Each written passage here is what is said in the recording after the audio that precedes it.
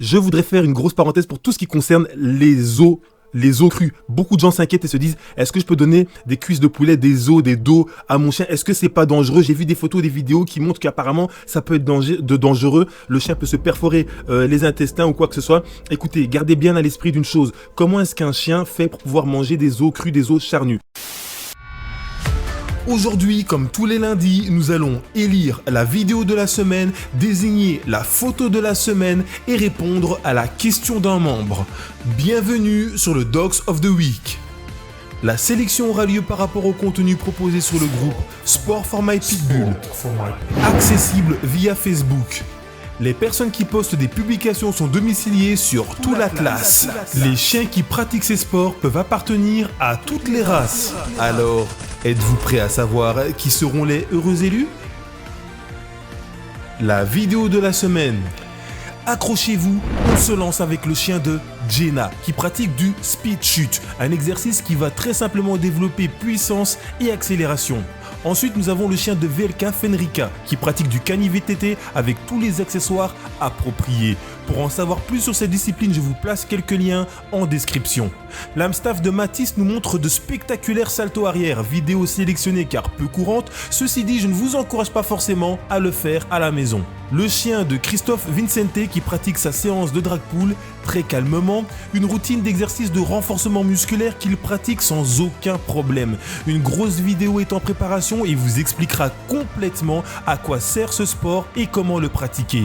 Peyton, le chien de Davy, s'entraîne sur le spring pull avec des flexions parfaites que je souhaitais mettre en lumière. Et alors on terminera avec le choix de la semaine qui est la vidéo de Murphy, un chien appartenant à Ottilia. Dans cette séquence, vous pouvez observer toute l'envie que manifeste le chien de courir sur son tapis de course que l'on appelle le treadmill. Une discipline controversée mais qui n'apporte que des bienfaits au chien, qui peut se dépenser à la maison et entretenir son système cardiovasculaire et sa mobilité. Le système implique que le chien soit accroché au-dessus du dispositif afin qu'il puisse rester en place pendant qu'il fait tourner le moulin avec ses pattes lors de la course. Pour la photo de la semaine, si vous êtes des membres du groupe Sport for My Pitbull sur Facebook, vous savez que chaque samedi, on lance un thème de photographie et vous partagez, publiez, envoyez toutes les photos en lien avec ce thème-ci. Dernièrement, c'était la photo de votre chien debout et j'ai sélectionné plusieurs photos qui ont retenu mon attention afin de présenter les résultats de tout le sport que vous pratiquez avec vos chiens. Je ne citerai pas le nom de tous les propriétaires car il y a pas mal de chiens, mais vous vous reconnaîtrez, vous apprécierez et je vous féliciterai. Bravo à vous tous et même à ceux qui n'ont pas été sélectionnés. La question de la semaine. Comment commencer le barf, le raw feeding ou le pré-modèle avec son chien? Yo, what's happening here? C'est Junior Big Black Boy. Aujourd'hui, la question va être de comment commencer le barf. Si je fais un topic spécialement sur cette question, c'est parce que chaque semaine, il y a beaucoup de personnes qui me disent voilà, j'ai commencé le barf 2 fois par semaine. 2 fois par semaine? Comment ça 2 fois par semaine? On fait pas du barf 2 fois par semaine. Comme il est souvent répété dans le milieu de la nutrition à base de nourriture crue, il vaut mieux une bonne croquette qu'un barf mal fait. Avant de commencer le barf, il faudra vous poser plusieurs questions. La première question c'est, est-ce que vous avez un congélateur? Si vous n'en avez pas, il faudra en avoir un. Pourquoi? Parce que c'est dans le congélateur que vous allez stocker les rations que vous allez faire à l'avance pour chacun des repas de votre chien. Vous pouvez stocker une semaine de rations, 2 semaines.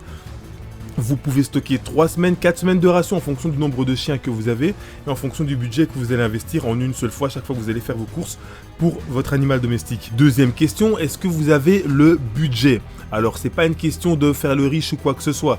L'idée, c'est que c'est intéressant grâce au site internet qui explique comment commencer le barf. Vous allez voir que vous allez aussi trouver des calculateurs de rations. Ça veut dire que par rapport à l'âge de votre chien, par rapport au poids de votre chien, des calculateurs vont vous dire en théorie et en moyenne quelles sont les rations que vous devriez donner à votre chien en vous expliquant bien en détail quelle quantité de nourriture de viande, quelle quantité de charnu, quelle quantité d'abat, quelle quantité d'huile tout est expliqué, tout est détaillé et ainsi vous pourrez alors vous rendre chez votre boucher ou chez les bouchers que vous avez autour de vous afin d'effectuer un calcul à l'avance et de voir si ça rentre dans votre budget mensuel de pouvoir investir dans le barf. Je vous le dis à l'avance, le barf niveau budget, ça peut vous revenir moins cher que des croquettes haut de gamme, tout comme ça peut vous revenir plus cher en fonction de la marque de croquettes que vous avez l'habitude de donner à votre chien. Alors ensuite, il faudra que vous alliez regarder dans le site comment commencer, comment introduire les viandes, parce que ça ne se fait pas n'importe comment. Il ne s'agit pas d'envoyer une viande comme ci ou une viande comme ça. Il faut que vous regardiez dans quel ordre faire tout cela pour que ça se passe le plus convenablement possible. Il y a un temps d'adaptation pour l'organisme du chien et il serait intéressant de s'y soumettre afin de faire les choses correctement et d'avoir le moins de risques de problèmes possible. Je voudrais faire une grosse parenthèse pour tout ce qui concerne les os crues. Beaucoup de gens s'inquiètent et se disent, est-ce que je peux donner des cuisses de poulet, des os, des dos à mon chien? Est-ce que c'est pas dangereux? J'ai vu des photos, des vidéos qui montrent qu'apparemment ça peut être dangereux. Le chien peut se perforer les intestins ou quoi que ce soit. Écoutez, gardez bien à l'esprit d'une chose. Comment est-ce qu'un chien fait pour pouvoir manger des os crus, des os charnus?